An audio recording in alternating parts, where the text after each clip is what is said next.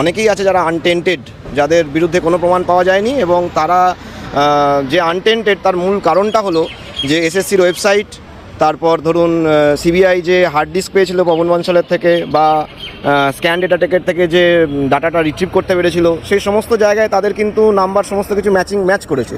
তো এই ম্যাচ করার জন্যই কিন্তু আনটেন্টেড, তাদের একজনের বিরুদ্ধেও প্রমাণ পাওয়া যায়নি। কিন্তু এবং যাদের বিরুদ্ধে প্রমাণ পাওয়া গেছে তাদের বেতন ফেরত দিতে বলা হয়েছে, তাদের স্কুল যেতে বন্ধ করতে বলা, স্কুল যেতে তারা যাতে না যায় বন্ধ করতে বলা হয়েছে। এতটা আলাদা করার সুযোগ থাকা সত্ত্বেও দুর্ভাগ্যজনকভাবে প্যানেলটা ক্যান্সেল হয়।